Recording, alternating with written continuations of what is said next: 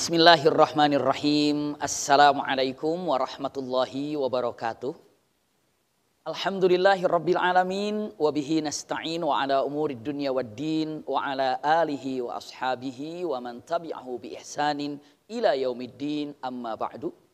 Allahumma la sahla illa ma ja'altahu sahla wa anta taj'alul hazna idza syi'ta sahla. Allahumma inna nas'aluka hubbaka wa hubba man ahabbaka wa hubba amalin yuqarribuna ila hubbika bi rahmatika ya arhamar rahimin. Amin ya rabbal alamin. Masya Allah, ayahanda yang kami hormati, kami banggakan, Bapak Peri Warjio yang selalu dirahmati oleh Allah Subhanahu wa taala. Dan seluruh hadirin hadirah yang hadir melalui kajian virtual ini, tanpa terkecuali semuanya akan disebut namanya satu persatu oleh Allah Subhanahu wa taala sebagai hamba-hamba Allah yang mencintai Allah dan mencintai Rasulullah sallallahu alaihi wasallam. Subhanallah, mari kita melihat daripada keindahan Rasulullah. Terutama bagaimana untuk anak muda mengikuti jejak perilaku Rasulullah sallallahu alaihi wasallam. Punten, ya, kita sering nama Muhammad itu disebut. Berapa kalikah kita menyebut nama Muhammad dalam setiap hari? Bukankah ketika sholat juga kita mengatakan kata Muhammad, khususnya ketika kita mengatakan tasyahud ataupun dalam keadaan doa at-tahiyat, kita bahasanya begitu. Berapa kali menyebut nama Muhammad? Tapi mari kita cek terlebih dahulu, bagaimana kita akan mengikuti jejak langkah Rasulullah kalau namanya saja tidak tahu artinya itu apa Muhammad itu. Apa Muhammad itu? Sampai di dunia sampai saat ini pun geger dengan nama sosok yang namanya Muhammad. Apa sih? Apa artinya? Kenapa namanya Muhammad? Dan siapa yang berikan nama Muhammad? Usikum wa iyaya nafsi bitaqwallah. Mari kita lihat. Singkatnya, singkat saja untuk disampaikan. Nama Muhammad ini para ulama secara singkat mengatakan kathratul maddahin, terlalu banyak yang pantas untuk dipuji dari apa-apa yang ada di Rasulullah sallallahu alaihi wasallam. Terlalu banyak yang pantas dipuji tanpa tapi. Ingat ya, yang pantas untuk dipuji tanpa tapi. Apapun yang kita lihat dari Rasulullah, dari akhlaknya, kesehariannya, maka semakin jatuh cinta kepadanya. Inilah ketika namanya Muhammad. Kalaulah kita mengenal seseorang, insya Allah makin mengenal seseorang, justru kita makin ketahuan aibnya. Kita mengetahui aib fulan, mengetahui aib fulan. Kenapa? Karena semakin dekat dengannya. Tapi saat mengenal Rasulullah, yang pertama akan semakin jatuh cinta kepadanya. Yang kedua akan semakin kagum dengan akhlaknya. Yang ketiga akan semakin senang mengikuti sunnahnya. Dan yang keempat akan selalu ingin bersamanya. Allahu Akbar. Tidak akan pernah ada bosannya ketika melihat daripada siapa itu baginda Muhammad Rasul sallallahu alaihi wasallam. Nama Muhammad itu artinya adalah kathratul maddahin, karena terlalu banyak yang harus dipuji ketika melihat beliau tanpa tapi. Kalau kita kan melihat seseorang dipuji tapi ada tapinya. Dia itu ganteng ya, tapi agak malas misalnya ya. Dia itu rajin ya, tapi sombong misalnya. Dia itu baik ya, tapi agak pelit misalnya. Selalu ketemu tapinya. Coba siapa di muka bumi ini yang dipuji tanpa tapi? Kecuali Rasulullah Shallallahu Alaihi Wasallam. Dipuji tanpa tapi. Allahu Akbar, sampai mendapatkan gelar wa innaka la'ala khuluqin azim. Muhammad, engkau ini memiliki akhlak yang paling tinggi, akhlak yang paling luhur, yang paling luar biasa. Kenapa? Karena Rasulullah memang akhlaknya tidak seperti akhlak para makhluk yang lainnya. Usikum wa iyaya nafsi bitaqwallah. Lalu untuk melihatnya, sampai hari ini kita bertanya, Muhammad sekarang sudah tahu artinya ini kathratul maddahin. Artinya apa? Berhak untuk dapat pujian tanpa tapi.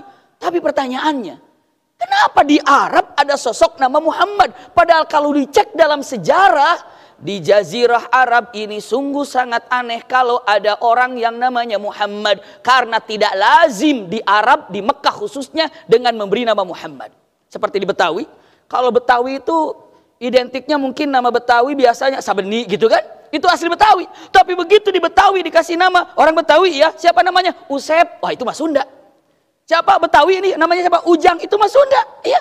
Ini di orang Sunda, kamu orang Sunda. Ya, siapa namanya? Butet. Itu bukan. Tapi tidak salah orang Sunda dikasih nama Butet, tidak apa-apa. Orang misalnya Medan dikasih nama Sabeni, tidak ada masalah. Namun yang menjadikan heran, kok bisa ya misalnya orang Sunda dikasih nama yang biasanya bukan Sunda, persis demikian.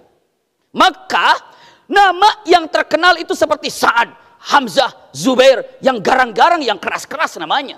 Karena orang Arab itu luar biasa. Coba cek di pertemuan yang lalu tentang makna jahiliyah itu bagaimana. Mudah-mudahan semuanya masih bisa melihat daripada perjalanan sirah nabawiyah di pertemuan yang lalu. Iya. Usikum wa iyaya nafsi bitaqwallah. Nama Muhammad. Saat Rasulullah dilahirkan di kota Mekah 12 Rabiul Awal, nama Muhammad di kota Mekah itu sudah ada 3 orang. Jadi Rasulullah itu yang keempat. Yang keempat, sebelumnya ada Muhammad, ada Muhammad, ada Muhammad. Jadi Nabi Muhammad ini nama yang keempat yang ada di kota Mekah.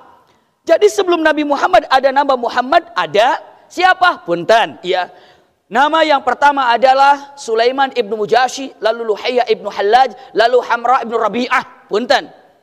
Saat itu 3 orang ini plus dengan kakeknya Rasulullah Abdul Muttalib berangkat ke Syam untuk berdagang. Saat berdagang ke Syam, berjualan di Syam, ternyata berjumpalah dengan para pendeta di sana ataupun mungkin para ulamanya Yahudi atau ulamanya Nasrani. Lalu mereka bertanya, kalian dari Mekah? Iya. Kalian dari Arab? Iya. Demi Allah yang kami tahu dalam Taurat, dalam Injil, sesungguhnya tahun ini tahun kenabian. Punten. Tahun kenabian itu sudah sangat ditunggu-tunggu oleh dunia saat itu. Karena apa? 600 tahun setelah Nabi Isa alaihissalam diangkat, tidak ada nabi di muka bumi ini. Padahal sebelumnya, sebelum Nabi Isa alaihissalam diangkat, itu tiap tahun tuh nabi. Bahkan bisa jadi dalam satu daerah ada 2 nabi, ada 3 nabi, ada 4 nabi. Demikian adanya. 600 tahun bumi ini hampa tanpa ada nabi, tanpa ada rasul. Mengharapkan datang nabi, mengharapkan datang rasul. Lalu mereka bertanya-tanya kapan Nabi tiba, kapan Rasul tiba. Di dalam Taurat, dalam Injil, para ulamanya Yahudi dan Nasrani sudah memprediksi akan ada datang seorang Nabi dari bangsa Arab. Lalu yang 4 orang ini, Luhayyah ibnu Hallaj, lalu apa? Dengan perkataannya, kalimatnya, Sulaiman ibnu Mujashi, lalu Hamra ibnu Rabi'ah, lalu Abdullah bin dikatakan Abdullah ataupun Abdul Muttalib. Dengan bertanya, Nabi dari bangsa Arab? Iya. Siapa namanya Nabi akhir zaman itu? Maka ulama Yahudi mengatakan namanya Muhammad. Yang 4 orang ini musirrun ala qalbihi. Dia diam dalam hatinya. Dia mengatakan kalau punya anak laki-laki aku akan kasih namanya Muhammad. Subhanallah. Kalau aku punya anak laki-laki aku akan kasih nama Muhammad. Berebut nama Muhammad itu dengan 4 kabar, 4 orang yang mendapatkan kabar kalau yang sesungguhnya nama ini adalah nama yang akan jadi calon nabi. Berharap putranya akan jadi calon nabi atau jadi nabi.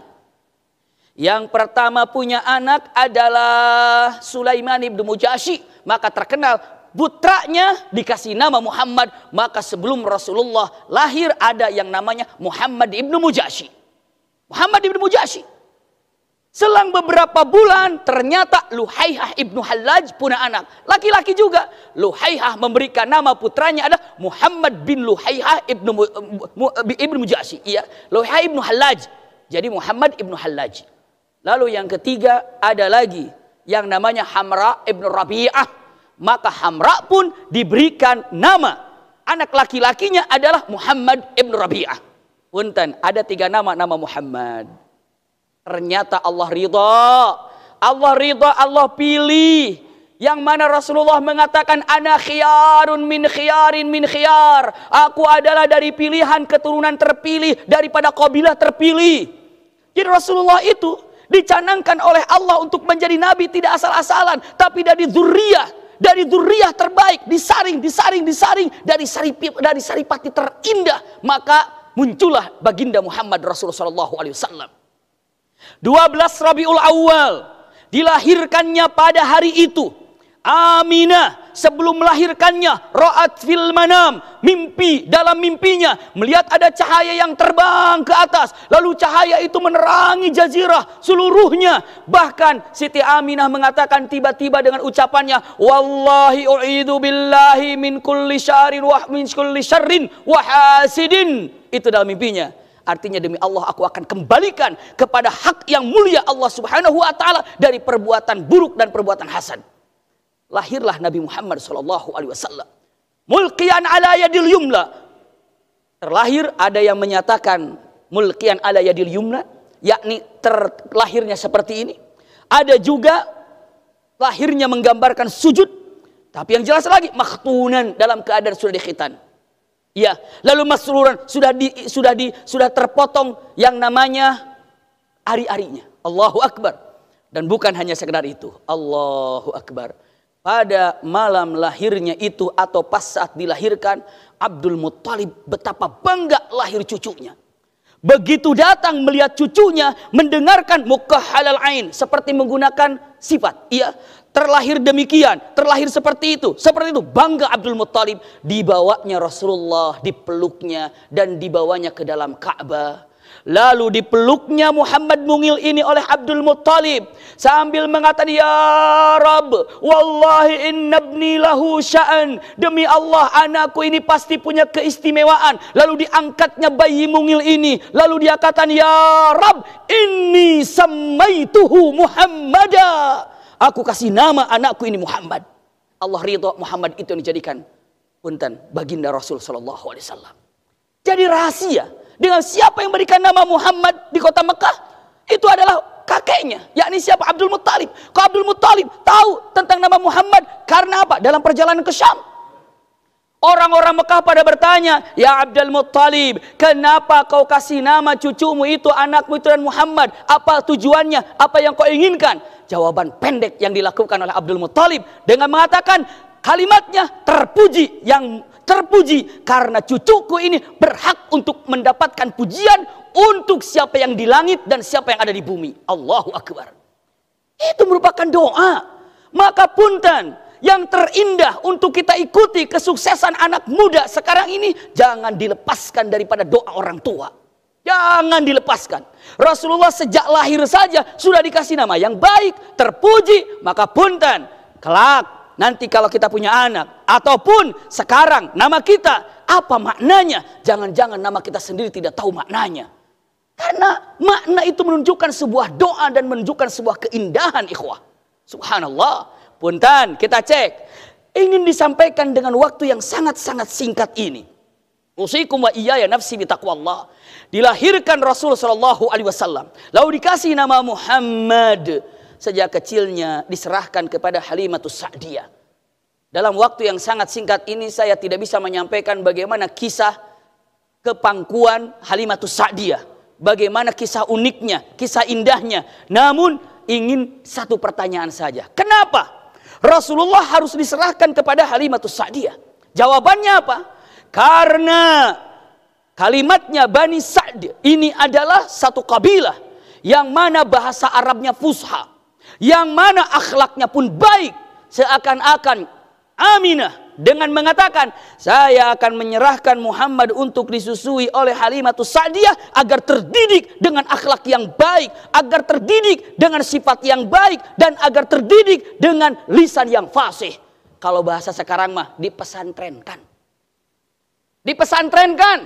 Jadi kalau cerita dengan mengatakan anak saya mesantren, anak mesantren, Rasulullah mesantren dari usia 0 sampai 2 tahun. Allahu Akbar. Beberapa riwayat 0 sampai 4 tahun. Di mana? Di Bani Sa'diyah. Disusukan. Kenapa harus disusukan ke sana?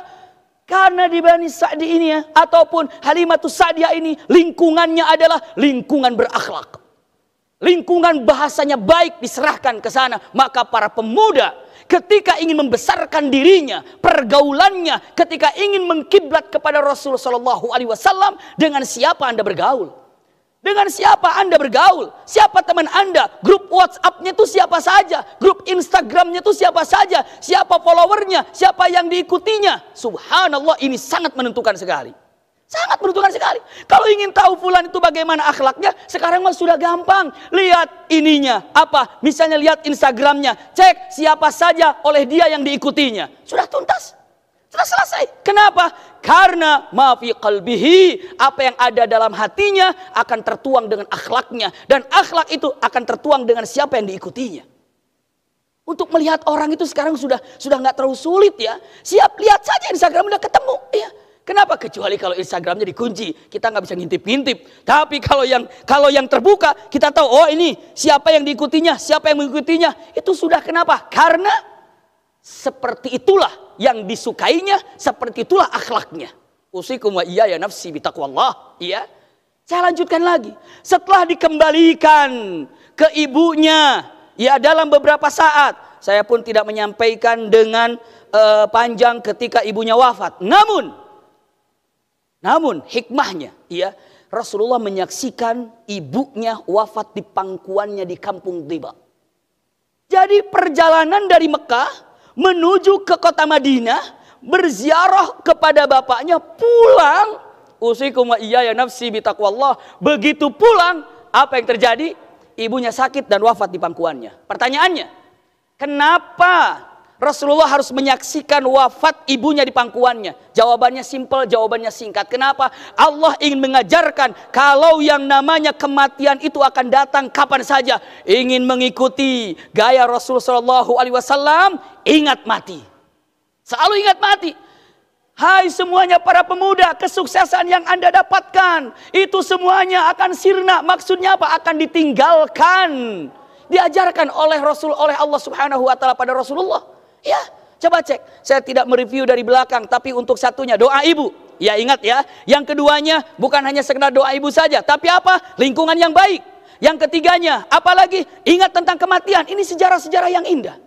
Akhirnya ibunya wafat di kakeknya Abdul Muttalib. Abdul Muttalib, pertanyaannya, berapa lama di Abdul Muttalib? Tidak lama, 2 tahun. Tapi hikmah apa yang terjadi di tempat Abdul Muttalib ataupun di kakeknya Abdul Muttalib? Abdul Muttalib ini adalah pimpinan. Pimpinan apa? Pimpinan Makkah. Maka setiap para tamu yang datang ke kota Makkah, pemuka-pemuka Arab yang datang ke kota Makkah berkunjung, Abdul Muttalib yang apa? Yang menghadapinya. Abdul Muttalib cara menyambut seperti apa? Mempersilahkan duduk bagaimana? Dan Rasulullah saat itu duduk selalu di samping kakeknya, yakni Abdul Muttalib. Di usia 7 tahun, Rasulullah sudah diajarkan akhlak bagaimana cara menghadapi para pemuka-pemuka yang datang ataupun para pemimpin-pemimpin yang datang ke kota Makkah. Jadi punten, Rasulullah ini tidak tiba-tiba dijadikan nabi, tidak, tapi perjalanan luar biasa. Diajarkan bagaimana dari awal seakan-akan dipesantrenkan. Diajarkan bukan hanya sekedar itu, tapi apa? Usikum wa iyaya nafsi bitaqwallah. Ternyata diajarkan juga tentang yang namanya doa, lingkungan, kematian. Bahkan lihat diajarkan akhlak bagaimana cara menyambut para tamu. Ini di rumah ketika Abdul Muttalib. Abdul Muttalib wafat, pindah kepada Abu Talib. Ini hikmah-hikmahnya. Tolong cek satu-satu di checklist apa yang kira-kira harus dipelajarinya. Di usia 8 tahun. Ya, di usia 8 tahun diperkirakan pindah ke Abu Talib pamannya. Pamannya ini adalah seseorang yang memiliki putranya banyak. Dan Rasul Shallallahu Alaihi Wasallam ingin membantu ekonomi yang dimiliki oleh pamannya. Maka di usia 8 tahun Rasulullah sudah menggembala. Sampai beberapa kalimatnya, kuntu wara al-ghanam ala darahim. Iya, aku ini berada bersama dengan kambing atau menggembala kambing demi mendapatkan dirham. Untuk apa? Biaya keluarga, biaya membantu pamannya. Masya Allah. Saya tidak akan menyampaikan dengan kata-katanya usikum wa iyaya nafsi bitaqwallah. Iya. Saya hanya menyampaikan kenapa harus menggembala. Kenapa harus menggembala? Sampai mengatakan mamin nabiin illa wara'ahul ghanam. Tidak ada seorang nabi pun kecuali pernah menggembala. Apa hikmahnya? Simpan baik-baik. Sebelum menjadi nabi tidak tiba-tiba diangkat jadi nabi. Saya sudah sampaikan tangganya. Trek. Tangga selanjutnya adalah menggembala. Apa menggembala? Gembala ini adalah dilatih ketelitian. Bukan hanya dilatih ketelitian saja, tapi apa? Dilatih tentang yang namanya kesabaran. Teliti bahwa kambing 100 harus pulang 100. Iya, jangan bawa kambing 100, ternyata apa? Ternyata apa? Masya Allah, ternyata begitu kambing 100 dibawa pulang jadi 101, bukan untung. Itu kambing orang masuk di situ. Iya. Jadi kalau kambing bawa 50, pulang bawa, teliti. Lalu ada kesabaran. Sabar, membawanya, menggiringnya, sabar. Selanjutnya bukan hanya sekedar sabar, tapi cek lagi, punten, kasih sayang. Seorang nabi memiliki ketelitian. Seseorang nabi harus memiliki kesabaran. Seorang nabi perlu kasih sayang. Kapan Rasulullah mendapatkan pelajaran itu? Di saat-saat menggembala, Allah gembleng untuk mendapatkan sifat dan akhlak ini.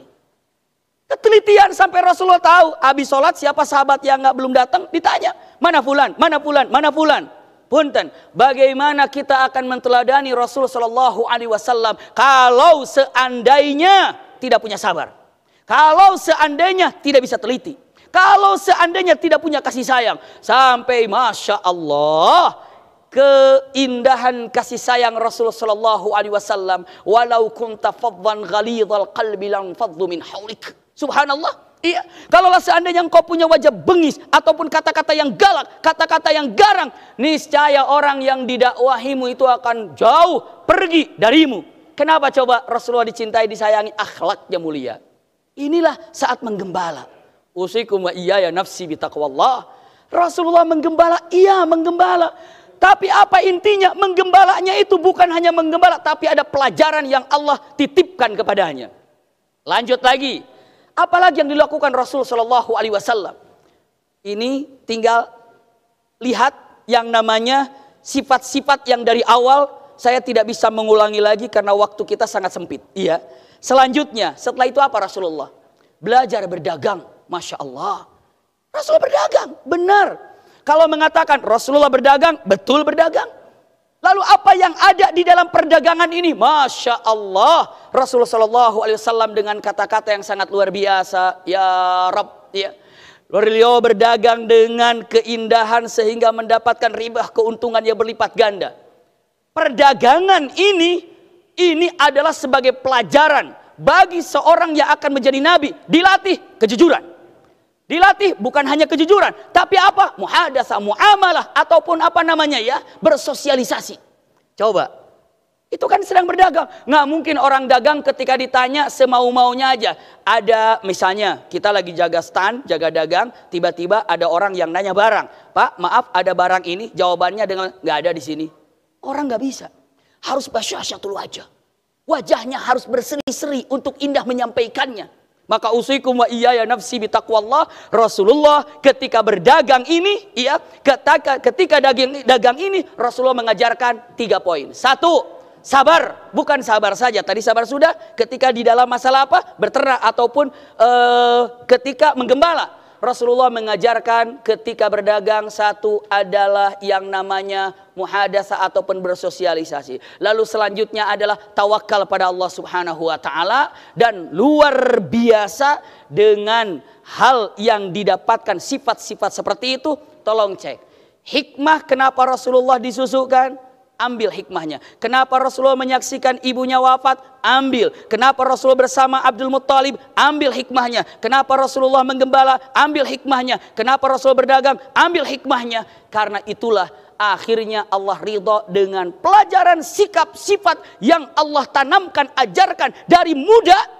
Dari muda diangkatlah di usia 40 tahun menjadi Nabi dan Rasul. Sungguh Rasulullah diangkat menjadi Nabi dan Rasul bukan kebetulan, tapi memang sudah disiapkan dari awal. Yang dari awal tadi hadisnya disampaikan, ana khiyarun min khiyarin min khiyar.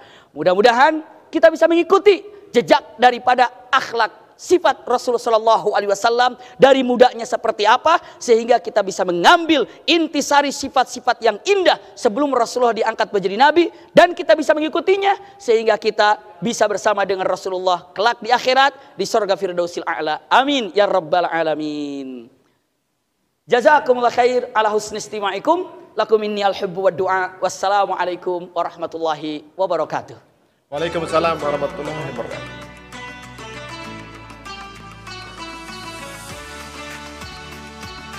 Waalaikumsalam warahmatullahi wabarakatuh. Abi, Masya Allah. Ini kalau Abi ini semangatnya memang luar biasa. Nah, tentunya juga nih sekarang Abi, kalau ada yang mau bertanya, apakah diperkenankan Ibi? Silahkan. Oh, boleh ya? Baik, Masya Allah ya. Waduh. Nah, ini apalagi tadi kita sudah mendengarkan ya bagaimana cerita kehidupan Rasulullah di masa hidupnya. Begitu banyak hikmah yang bisa kita ambil sebagai pembelajaran kita yang masih ada di sini. Benar. Insya Allah kita bisa terus mengikuti akhlak yang begitu mulia. Aduh, Masya Benar Allah. sekali ya. Dan sepertinya ini untuk yang tertarik sudah boleh untuk raise hand atau nulis di chat. Silakan. ya. Rasen dulu. Dimana Oke. nanti ini pertanyaan menarik juga nanti akan diberikan hadiah yaitu sebesar Rp200.000. Waduh, langsung antri ini. Baik, kita Oke, akan siapa yang lihat kepilih? siapakah yang sudah raise hand. Oh, Nah, ini dia. silakan. Assalamualaikum. Waalaikumsalam. Boleh di-unmute? Ya. Baik, Assalamualaikum. Jangan-jangan nggak sadar dia udah. Oh. Iya. Sunia Setia. Sunia Silakan. Setia, oke, silakan. Oh, oke, kita Oke, ini cuma mau raise hand aja gitu kan. Ah. Hadir gitu kan. Oke. Absen ya. Alhamdulillah ini Baik. ada 1.000 yang ada di Zoom ini. Betul sekali. Jadi ngantrinya luar biasa. Ya, kita masih menunggu Ananda siapakah Yudhistira yang mau raise langsung. hand. Assalamualaikum. Oh, ini Ayahanda kayaknya nih. Saya lihatin ini di panel itu katanya Ananda Yudhistira ya, tangannya ngangkat gini, nggak tahu ngangkat mau tanya Anda nggak tuh Ananda Oh, Yudhistira. gitu ya. Raise hand-nya ngangkat tangan, padahal raise hand-nya mencet tombol raise hand.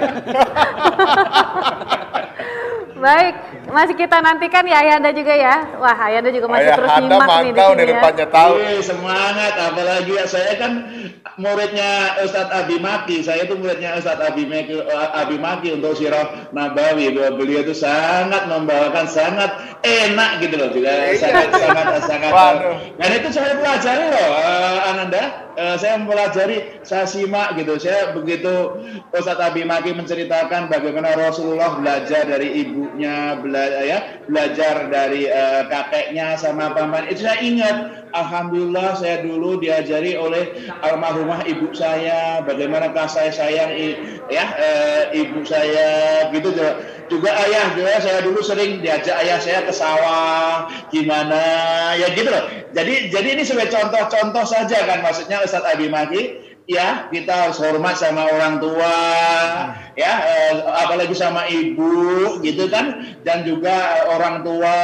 Begitu banyak kita supaya jadi sukses ini tidak hanya doa, tapi juga pelajari, ya, apa-apa yang diteladani, ya, dari orang tua, gitu kan, Ustadz Abi Maki, itu yang tadi yang saya pelajari, saya merenung juga loh, gitu loh, gitu ya. Monggo silakan, Anda dipandu kalau ada yang nanya nih. Ya.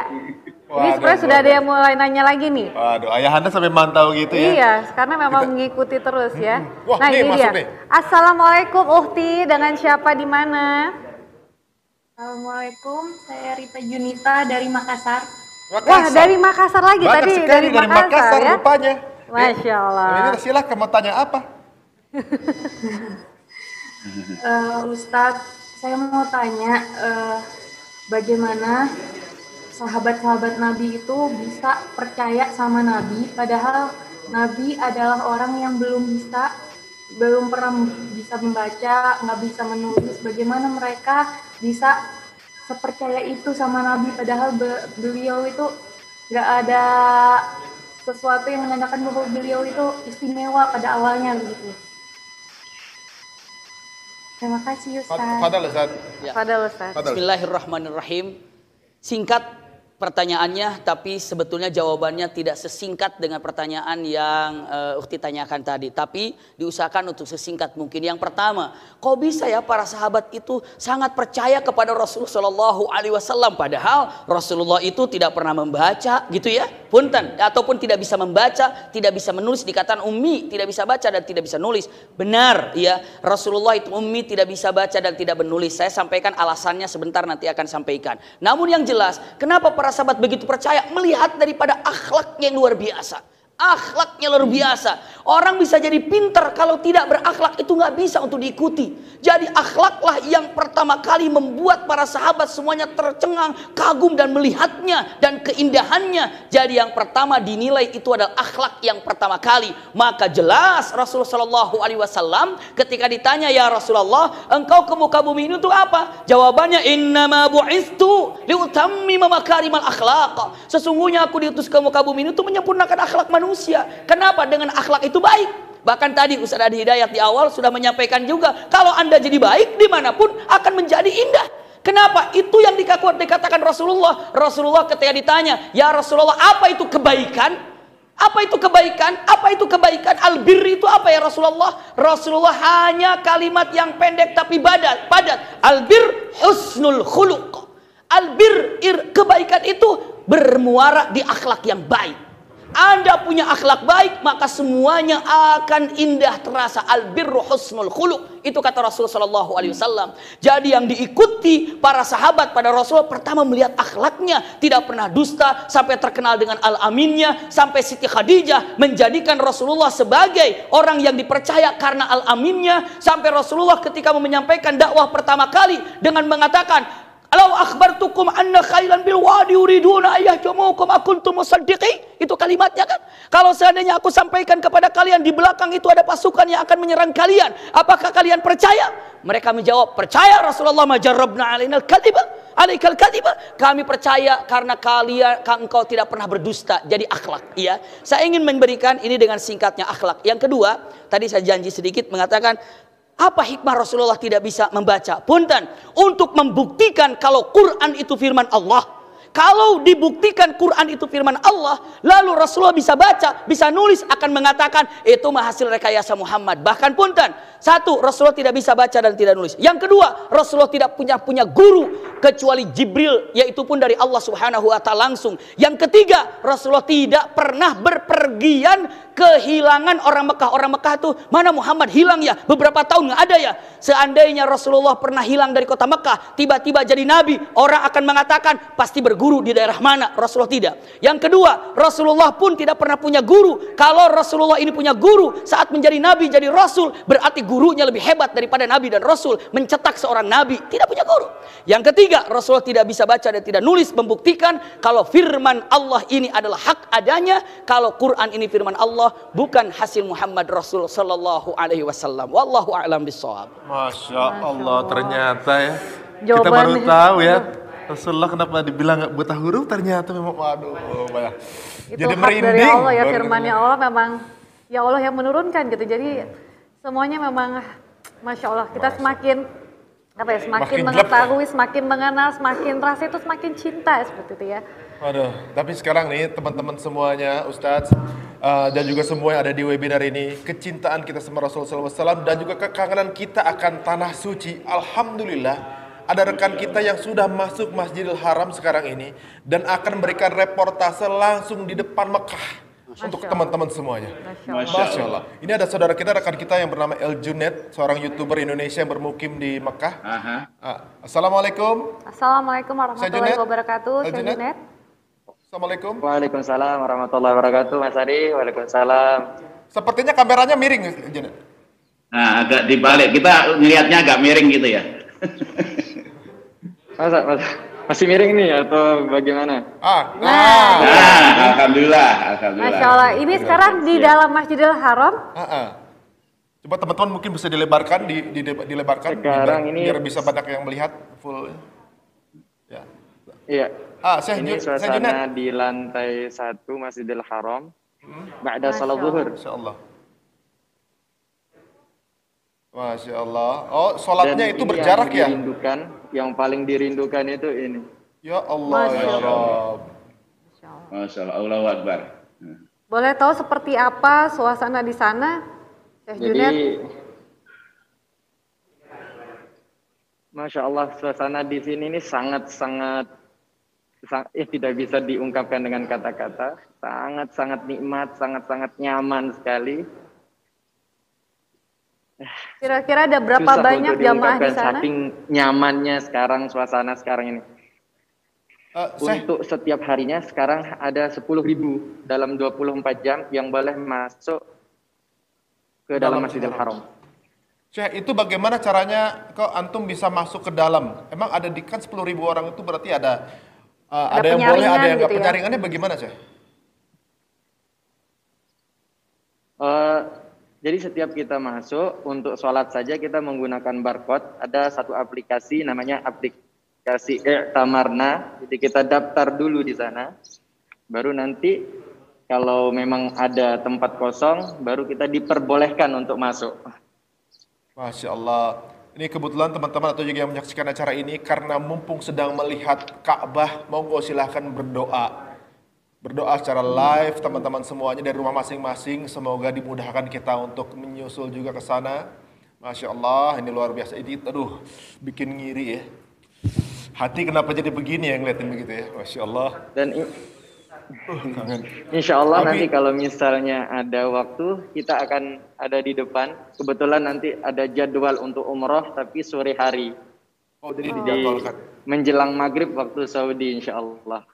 Abi, mungkin Abi mau Ya, kita berdoa pada Allah Subhanahu wa taala dengan melihat Ka'bah seakan-akan memang berada di depan kita. Ini adalah keindahan buat kita. Ya Rahmanu ya Rahim, ya Allah ya Rahmanu ya Rahim. Siapapun yang menyaksikan daripada tayangan ini, panggil kami untuk bisa melaksanakan ibadah haji dan ibadah umrah ya Rabb. Ya Allah, kerinduan kami yang tidak akan pernah terputus untuk selalu berada dekatmu ya Rabb. Ya Allah ya Rahmanu ya Rahim, hari ini kami bisa melihat gambar melalui virtual ini Ka'bah yang mulia. Ya Rahmanu ya Rahim, ya Rahmanu ya Rahim. Sebutlah nama-nama kami. Nama-nama kami yang Engkau ridhai untuk hadir di kota tanah suci Makkah Al-Mukarramah dan Madinah Al-Munawwarah. Ya Allah ya Rahman ya Rahim, muliakan kami dengan hadirnya hati kami dan wujud kami di depan Ka'bah. Ingin rasanya kami bersujud langsung di hadapan Ka'bah yang mulia. Dan ingin juga ya Rabb kami rasanya untuk mengucapkan salam di kota Madinah dengan mengucapkan Assalamualaikum ya Rasulullah. Ya Allah, sebut nama-nama kami yang hadir melalui webinar ini ya Rabb. Sebut nama kami satu persatu untuk Kau hadirkan kami, hati kami, wujud kami di kota Mekah dan Madinah Al-Munawwarah. Birahmatika ya arhamar rahimin, minna du'a wa minkal ijabah, minna du'a wa minkal ijabah, minna du'a wa minkal ijabah. Rabbana atina fid dunya hasanatan wa fil akhirati hasanatan wa qina adzabannar. Subhana rabbika rabbil izzati amma yasifun wa salamun alal mursalin walhamdulillahi rabbil alamin. Ya Rasulullah. Masya Allah. Syekh Junaid, terima kasih atas infonya. Untuk teman-teman semua yang di rumah, kalau ingin mengetahui update terbaru mengenai kota Mekah, langsung saja follow Instagram dari El Junaid atau juga YouTube-nya. Masya Allah, beliau sharing informasi yang bikin kita ngiri, terharu. Masya Allah. Mudah-mudahan kita juga bisa ikut nyusul ya. Jazakallah khair, Syekh Junaid. Amin. Insya Allah kita bisa bertemu di Mekah. Jazakumullah khair. Amin, amin, insya Allah. Semoga selalu diberikan kesehatan ya Syekh dan terus memberikan informasi buat kita semua di sini. Amin. Masya Allah. Assalamualaikum warahmatullahi wabarakatuh. Assalamualaikum warahmatullahi wabarakatuh. Waalaikumsalam warahmatullahi wabarakatuh. Ya, Masya Allah. Ya, kita juga mengucapkan terima kasih juga jazakallah khair untuk Ustaz Abi Maki yang sudah hadir juga di sini, turut memberikan doa juga pada sore hari ini, di mana kita ini lumayan mengejutkan ya, sangat mengejutkan. Di mana kita berkesempatan walaupun tidak bisa secara langsung hadir di sana, berkunjung ke sana, ke kota Mekah, tapi insya Allah dengan adanya kita tadi melihat itu udah setidaknya mengurangi rasa kerinduan kita ya. Mudah-mudahan ya, mudah-mudahan kita juga berdoa di sini bisa benar ya. nanti, Bayangkan di ruangan ini meneteskan air mata, yang ada di Zoom, yang di rumah semuanya meneteskan air mata karena kecintaan kepada Allah Subhanahu wa taala. Mudah-mudahan itu termasuk menjadi hujah kita ya Ustaz ya. Amin ya Allah. Hati kita bagaimana begitu rindu dengan bisa hadir di sana ya, Masya Allah. Betul. Baik, terima kasih sekali lagi Ustaz Abi Maki, jazakallah khair. Assalamualaikum warahmatullahi wabarakatuh. Waalaikumsalam warahmatullahi wabarakatuh. Alhamdulillah, alhamdulillah. Masya Allah. Tadi ya kita sudah bersama-sama mendengarkan siraman iman juga dari Ustaz Abi Maki, bagaimana sirah nabawiyah dari lahirnya Rasulullah, kehidupannya seperti apa, begitu luar biasa, banyak sekali hikmah yang bisa kita ambil dari kehidupan Rasulullah, dan mudah-mudahan dengan mempelajari dan juga meneladani akhlak-akhlak yang terus diberikan, kita juga bisa ikut menjadi manusia yang lebih baik lagi di mata Allah Subhanahu wa taala. Dan sekalian baiklah Sobat Hijrah dan juga Sobat ISEF, luar biasa sekali hari ini. Jika tadi sudah kita saksikan kajian dari guru kita Ustadz Abi Maki dan juga Ustadz Adi Hidayat, nah sekarang masih ada satu lagi gurunda kita tercinta yang sudah hadir di studio bersama kita. Nampaknya udah pada nggak sabar nih, beliau dalam keadaan kurang sehat masih bisa hadir demi kita semua juga ya. Kalau gitu langsung saja kami persilakan dengan hormat kepada guru kita yang berikutnya, Syekh Ali Jaber. Selamat datang.